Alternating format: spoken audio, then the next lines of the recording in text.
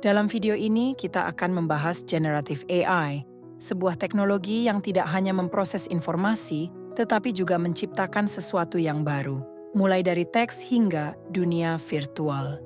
Generative AI telah membawa perubahan besar di berbagai bidang, termasuk seni, pendidikan, kesehatan, dan hiburan. Tetapi teknologi ini juga menghadirkan tantangan besar, terutama dalam hal etika dan penggunaan yang bertanggung jawab. Di video ini, kita akan memahami cara kerja Generative AI, aplikasinya di berbagai bidang, dan bagaimana kita dapat memanfaatkan potensinya secara bijak. Mari kita mulai. Generative AI adalah jenis AI yang dirancang untuk mempelajari pola dari data dan menggunakan pengetahuan tersebut untuk menciptakan konten baru. Teknologi ini menggunakan berbagai model, termasuk Generative Pre-trained Transformer atau GPT, seperti ChatGPT yang menghasilkan teks berdasarkan konteks, Generative Adversarial Networks atau GAN yang digunakan untuk menciptakan gambar dan video realistis. Diffusion Models, seperti yang digunakan dalam pengolahan gambar oleh alat seperti Stable Diffusion. Generative AI tidak hanya membantu dalam menciptakan konten, tetapi juga membuka peluang baru dalam kolaborasi antara manusia dan teknologi. Generative AI telah mengubah cara kita bekerja di berbagai bidang. Dalam seni dan desain, alat seperti DALL-E membantu menciptakan konsep visual yang inovatif, memungkinkan desainer menghasilkan karya yang unik hanya dengan deskripsi teks. Di pendidikan, Generative AI digunakan untuk membuat materi ajar interaktif, seperti diagram visual dari DALL-E atau jawaban personal dari ChatGPT. Dalam kesehatan, AI digunakan untuk menciptakan simulasi medis dan membantu menganalisis citra medis secara cepat dan akurat. Di hiburan, Generative AI digunakan untuk menciptakan musik, skrip film, atau bahkan dunia virtual dalam video game.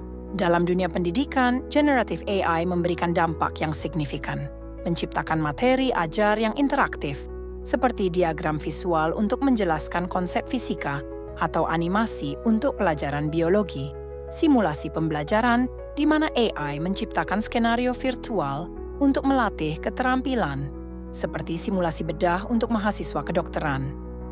Personalisasi pengalaman belajar, di mana AI dapat menyesuaikan konten berdasarkan gaya belajar individu. Misalnya, mahasiswa yang belajar lebih baik secara visual dapat diberikan lebih banyak diagram atau video animasi. Di balik potensi besar Generative AI, ada tantangan etis yang perlu diperhatikan. Disinformasi dan deepfake adalah salah satu risiko utama. Misalnya, video manipulasi wajah yang dibuat dengan AI dapat digunakan untuk menyebarkan informasi palsu. Hak cipta dan plagiarisme menjadi masalah ketika karya AI menggunakan data yang dilindungi tanpa izin. Contohnya adalah karya seni yang menyerupai karya asli seniman lain. Dampak pada pekerjaan kreatif, di mana AI mungkin menggantikan pekerjaan desainer, penulis, atau bahkan musisi, menciptakan kekhawatiran tentang masa depan tenaga kerja di sektor kreatif. Generative AI memiliki masa depan yang cerah dengan potensi untuk meningkatkan kolaborasi antara manusia dan AI, di mana teknologi menjadi alat untuk mempercepat proses kreatif tanpa menggantikan peran manusia. Inovasi lintas industri seperti menciptakan model simulasi untuk pengembangan obat atau menghasilkan desain produk yang lebih efisien. Namun, untuk mencapai potensi ini, kita perlu memastikan bahwa Generative AI digunakan dengan cara yang etis dan bertanggung jawab, melalui regulasi yang jelas dan pendidikan yang baik tentang dampak teknologinya. Sebagai kesimpulan, Generative AI adalah teknologi yang mengubah cara kita menciptakan dan bekerja dengan potensi untuk mentransformasi berbagai industri. Namun, teknologi ini juga menghadirkan tantangan besar yang membutuhkan tanggapan etis dan regulasi yang kuat.